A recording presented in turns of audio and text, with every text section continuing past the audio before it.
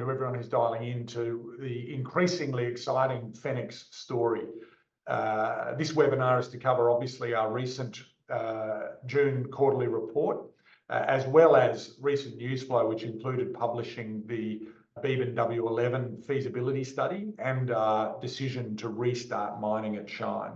But focusing on the quarterly, it was another record quarter for operations. We shipped through Geraldton Port just under 1 million tonnes, so achieving internally targeted run rate of 4 million tonnes per annum, which is a great achievement, effectively representing roughly 1.5 million tonnes of our own material and 2.5 million tonnes of third-party material under our logistics contracts with Coofee Limited and Gold Valley Limited. 400,000 tonnes from Iron Ridge continues the very high-grade 64% lump and 63% fines products. That generated an Australian dollar margin of $65 per tonne based on our C1 cash costs, which was only slightly higher, we said maintained at $79.70. And the team are doing a great job to keep that C1 FOB Geraldton cash cost below 80 Australian dollars a tonne. Operationally, the Iron Ridge mine continues to perform very consistently. We've got a lot of stockpiled material at site. Our Newhaul road logistics business and our Newhaul port logistics business are doing a great job to keep that consistent mine production flowing through into very efficient road transport and port services transport. You see that in the C1 cash costs I've described, but also in our ability to do 7 ships during the quarter and achieve that record run rate. The Beebyn Feasibility Study is a fantastic achievement for Fenix. It relates to the game-changing transaction we secured in partnership with Sinosteel Midwest Corporation. That was a right to mine 10 million tonnes from their 20 million tonne Beebyn-W11 deposit. And so based on the feasibility study, we've now added a 10 million tonne reserve to our mineable inventories at Fenix. And we are looking forward to achieving all of the required approvals to commence mining in early 2025. The financial dynamics of that project look very similar to Iron Ridge. We're targeting a production rate of 1.5 million tonnes per annum, and similarly to Iron Ridge, targeting a C1 cash cost which is below 80 Australian dollars FOB Geraldton. That's going to drive a significant increase in revenues and profitability for Fenix. And that comes on the back of our decision to restart mining at Shine. Shine, as you will know, is the iron ore mine that we acquired as part of the Midwest iron ore assets of Mount Gibson a little over a year ago. We've done an infill drilling campaign, looked at that project very closely, and we're going to commission that as a 1.2 million tonne per annum project, producing 100,000 tonnes a month over the stage 1 mine life of a little over 2 years. Capital allocations, roughly $7.5 million for the Shine project and $25 million in capital for Beebyn-W11. Given a healthy cash balance, we can fund those 2 new mine developments off our balance sheet.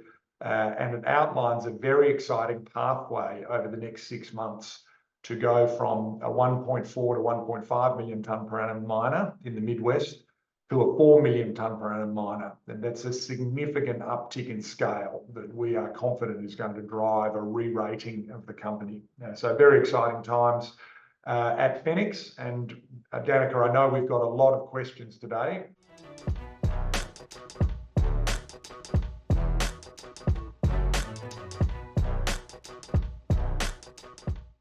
We haven't done any exploration at Iron Ridge since we started mining, and we're now completing the first exploration project at Iron Ridge since we started mining. So we've completed some RC drilling. We haven't got the assay results yet, and we have a diamond rig on site at the moment doing some geotechnical drilling as well as some exploration drilling, and that's focused on down dip extensions of the existing resource, as well as 3 new target areas on a tenement package where we think there could be some either extensions and or lookalike mineralisation. And that's obviously very exciting given that Iron Ridge we're currently mining the highest grade hematite ore body on mainland Australia. So any more of that type of mineralisation we can find and convert into mineable inventory is going to be very exciting, and it's particularly important given that we're now more than halfway through the ore body at Iron Ridge. We're closing in on our 5 million tonne milestone, and we have a 10 million tonne resource there. Extensions are limited given our respect for heritage, and we mine in a very sensitive area in partnership under our native title agreement with the Wurundjeri people. So we're being very careful about our exploration program, and we'll wait and see what those results are, and then obviously discuss any potential to extend the mine life with our native title partners and the local and the group. However, I do think there's an opportunity for us to add to the inventory, but we'll just have to wait and see. Obviously, if we can get another year or two out of Iron Ridge, that'll be fantastic. But also, as you know, we're turning our mind to additional exploration opportunities as well as acquisition opportunities in the Weld Range.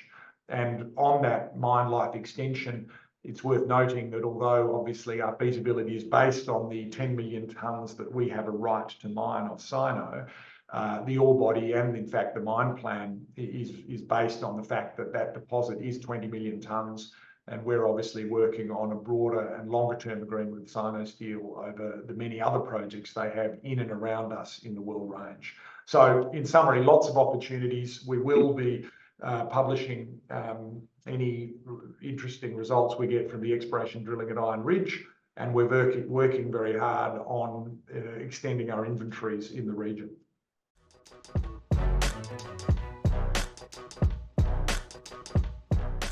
It's a very good question. We've always seen a very strong similarity between the opportunity to build a mine at Iron Ridge, which is what Fenix did from inception, and the opportunity to do the same thing at Beebyn-W11. The couple of differences, obviously, the in situ grade of Iron Ridge was close to 65%, and the in situ grades at Beebyn-W11 are 62%. So it's slightly lower grade, but still a very, very high grade, high quality resource. Beebyn-W11 has a couple of advantages that offset that grade differential, and that is the strip ratio where it is lower, and it's also in a less sensitive area culturally. So we will not be as constrained as we have been at Iron Ridge in relation to possible extensions, and also the size of our footprint and the ability to be more efficient with, for example, our waste dump and other infrastructure locations. So we're excited about Beebyn-W11 and the opportunity we have to replicate the very strong execution success we've had at Iron Ridge, as well as the operational success and the consistency of those operations. So, Michael, yes, they're very similar. In terms of the broader Weld Range, Sino Steel Midwest have close to 300 million tonnes of JORC resources of hematite, high-grade mineable mineralisation. And they're not the only owner of tenement packages with known iron ore deposits in the region. We think we've demonstrated with Iron Ridge that we have a very efficient logistics pathway to monetize those resources. And so we're looking at how we can add inventories either through exploration, acquisition, or partnership.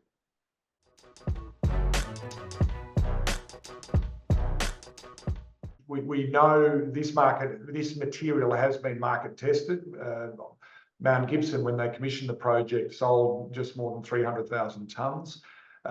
One of the things we've spent our time doing is looking at how we could mine that mineralisation differently. And as you've seen in our stage 1 decision to restart, we're confident that we can produce a product at around a 60% iron grade average between the lump and fines. And we're confident that that has strong market appeal on the back of the brand that we've established for our Iron Ridge material. It will obviously have a different price point to the high-grade Iron Ridge material, but the mine is also 200 kilometres closer to the port. And so, as you've seen in our projected C1 cash costs, there's a significant benefit in terms of costs to the project. And so we're really excited to get that back up and running. Very low capital and similar to Iron Ridge, very quick to return value to shareholders.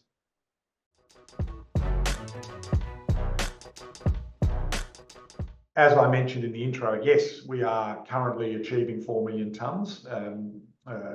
More than half of that is for third-party customers, but it demonstrates that what we always believed was possible once we expanded our on-wharf storage capacities, that sort of throughput is possible. And we now know that we're capable of a lot more. Just to recap, Fenix controls Shed 13, which was the facilities we acquired from Sinosteel at the inception of production of Iron Ridge. That included the only side-tipping truck unloader and related conveyor infrastructure, and Shed 13, which has a storage capacity of around 80,000 tonnes.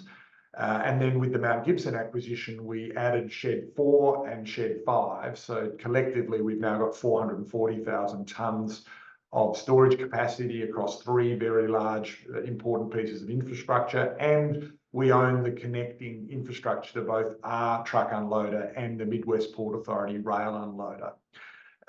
To answer the question around potential maximum throughput, we know that with only some of that infrastructure, Mount Gibson in their heyday did 8 million tonnes a year, predominantly out of Shed 5, so one of our facilities. With the $350 million government-funded PMAX program that the Midwest Port Authority instituting, and the fact that we have investing in updated and more modern infrastructure around those facilities, we're extremely confident that the facilities and the infrastructure we own at the port is capable of doing more than 10 million tonnes per annum, easily and efficiently. That's a very exciting concept. If you think about the Midwest, the billions of dollars that have been spent defining bulk commodity export potential from the region, all of which has been dedicated around Oakajee rail, Oakajee port development, we believe we can unlock that value with our existing infrastructure and the existing facilities at Geraldton Port. And so that's really exciting. Back to the more immediate future, clearly our existing infrastructure supports our immediate plans to be a 4 million tonne per annum miner. And that capacity allows us to grow our third-party business at the same time to perhaps similar levels without really stressing that infrastructure.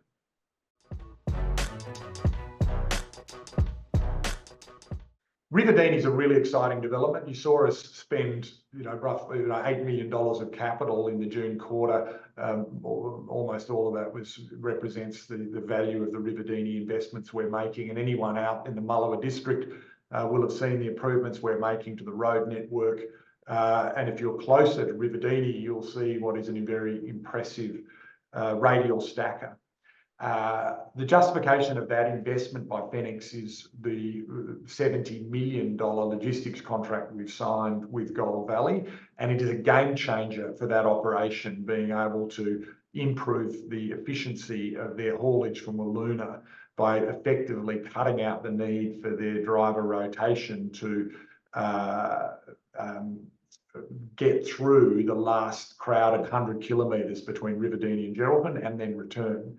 And it allows us to really efficiently move that material quicker and easier from Ruvidini into our sheds and then onto a boat for those third-party customers. And so that will support that contract. We're very eager to get that up and running.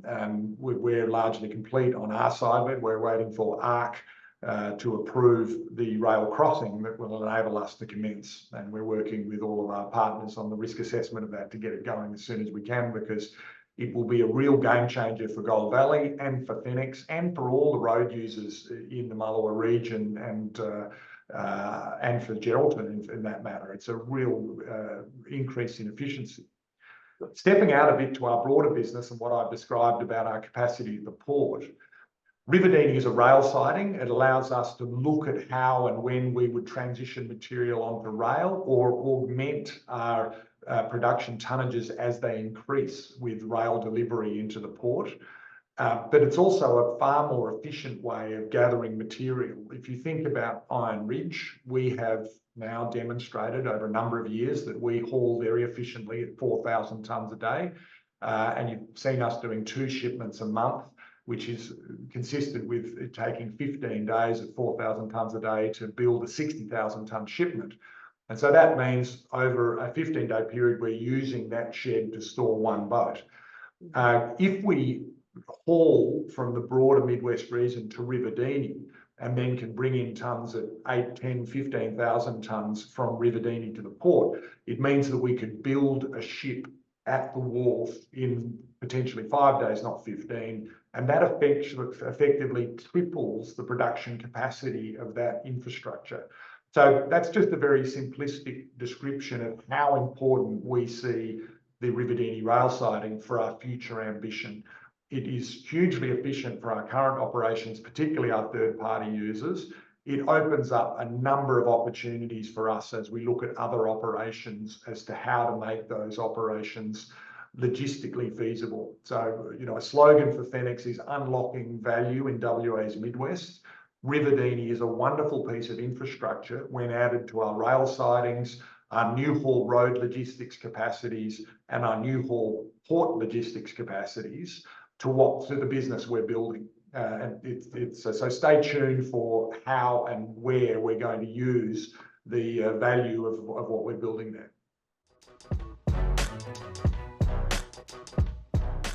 Question. Obviously, when we look at the capital we've allocated to Shine, very low capital for a very quick return, $7.5 million. It relates to the $15 million of capital right back in 2019 we identified in the Iron Ridge project, which we then delivered on time and on budget, and the 25 total capital budget for Beebyn-W11. We can get these mines up and running very quickly for very strong return on investment. That obviously doesn't allocate any capital, the expansion, the significant expansion of our road haulage fleet. And that's because it's largely self-funded. And if you look at the original joint venture between Fenix and New Haul, when New Haul was privately owned and we were in a 50-50 joint venture, Fenix put in $1 million capital and New Haul put in $1 million capital to start that business. And then we lease financed all of the rolling stock, both the prime movers and the construction and delivery of the trailers. And we intend to do, and we are doing that as we expand that fleet significantly to cater for our increased production. It's high single figure asset-backed lease finance type facilities provided by very strong logistics financing partners, Volvo Finance and banks, who are very supportive of the business. And so it allows us to leverage the expansion without requiring capital from headco.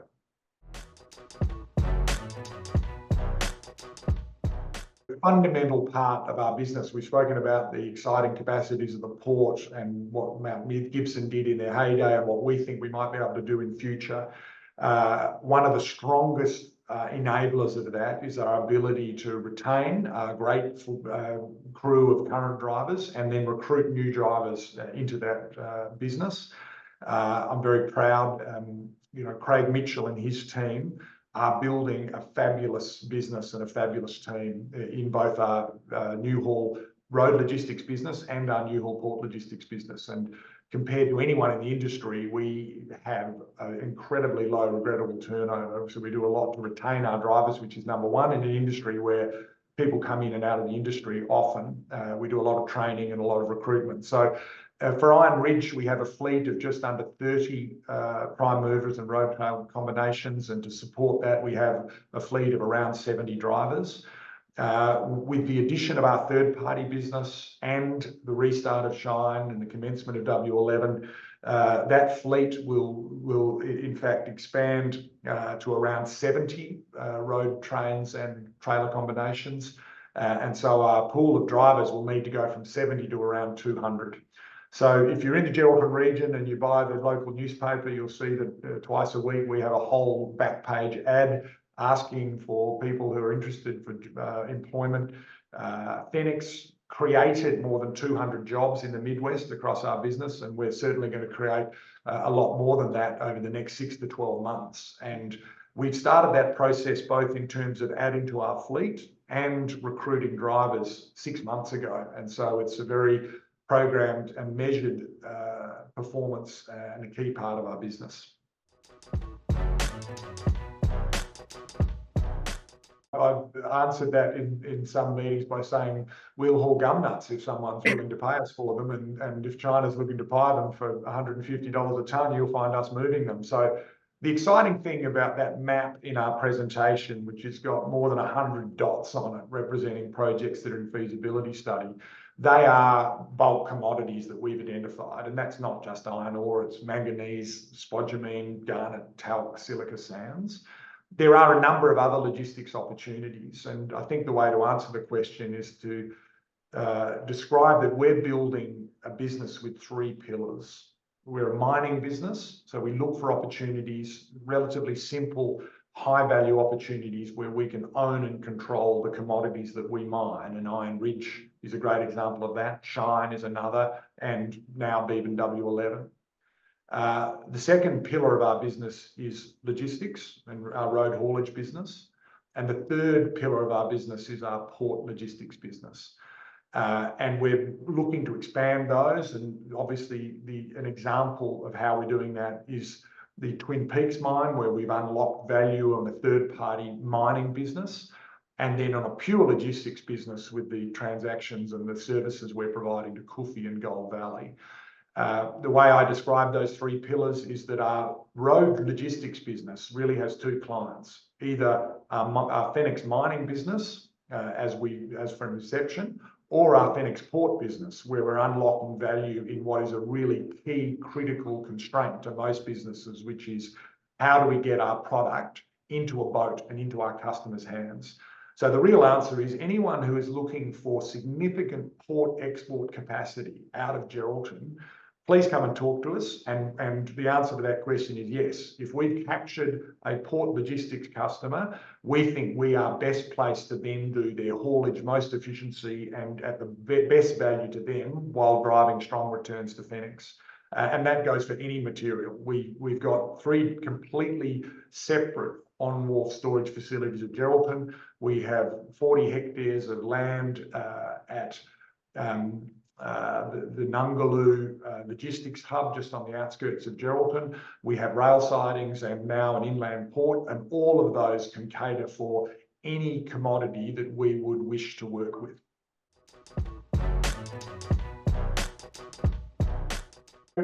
Look, started my career as an insolvency practitioning accountant.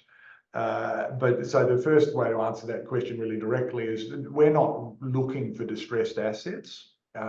We're looking for strong partnerships. So if you look at from inception, whether it's Sinosteel with our offtake agreement and our shed purchase, or Mount Gibson, who are now the largest shareholder in Fenix, the Fenix Newhaul joint venture, now a wholly owned business, our relationship with the Wodji Yamaji, we're looking for strong partnerships where we can provide value to our shareholders, but where we add value to other people.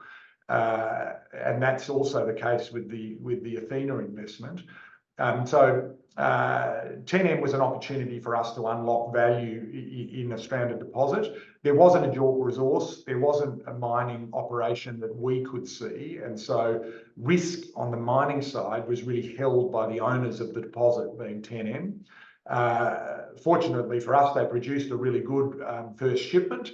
Unfortunately for them, they then went into administration. We've supported the company and the administrator in what is a very positive outcome for all the stakeholders, being a deed of company arrangement which sees 10M survive.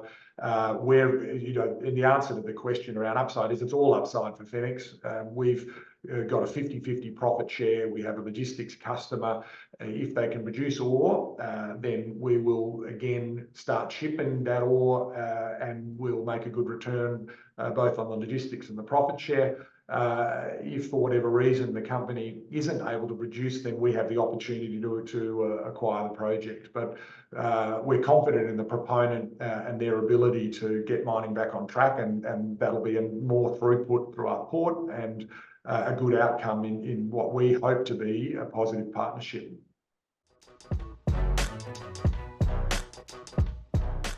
Strong hedges in place out to December.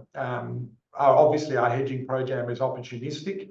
The need for that has changed. The way the Beebyn-W11 right to mine is structured is we have a payment for the use of our logistics function, which includes a return on the investment we've made in that infrastructure before what is a notional profit share between ourselves and Sinosteel. And that provides Fenix with a return that is somewhat independent to the iron ore price. Shine, we're looking at offtake opportunities which might be more a direct model of securing some level of support for the price line on that product. And then from Iron Ridge, you can expect us to continue to opportunistically look at those swaps, which have provided a strong support for the margin that we produce. The way I always answer the hedging question is to point out the best hedge for any miner is to bring your costs down, maintaining Fenix's C1 cash cost where we are is effectively a cost reduction when you look at the double-digit inflation that's occurring in the industry. The teams across our mining business, our logistics business and our port business are doing a great job.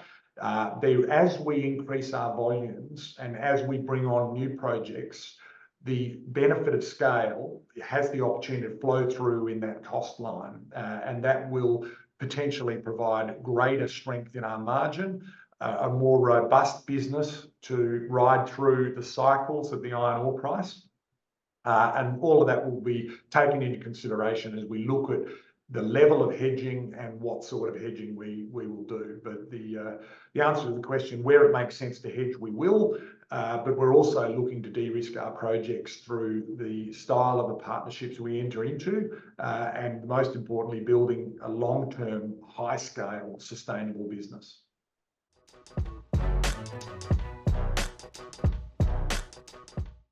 Fenix has been really transparent on our dividend policy. At inception, we were a highly opportunistic, single asset focused company. We have a dividend policy that said we were going to return 80% of net profit after tax to shareholders, subject to the availability of franking credits. We've altered that dividend policy to remove the percentage of NPAT and to describe that we will seek to pay a dividend based on our full year profitability with a view to not only franking credits, but also the capital investment required to fund a growth business. Investors should be comforted that the market's starting to respond to the growth potential of Fenix. You see that in share price and in the market capitalisation.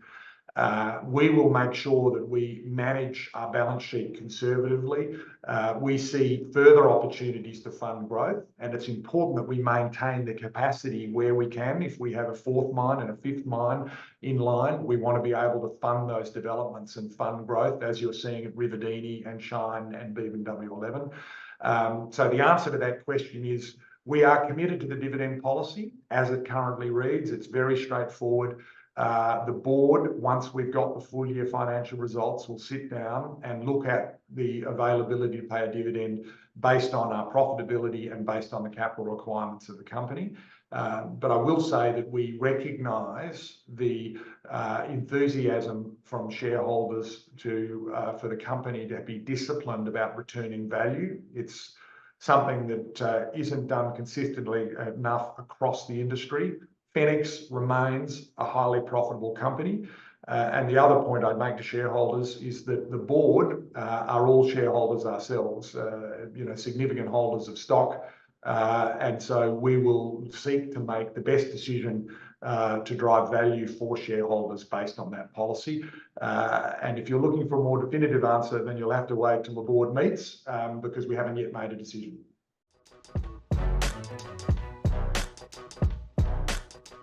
Similar to what I started, if you've come all the way through the half an hour webinar, then thank you very much for your obviously great interest in Fenix. It is a very exciting time. I'm looking forward to getting out to the Diggers and Dealers Conference.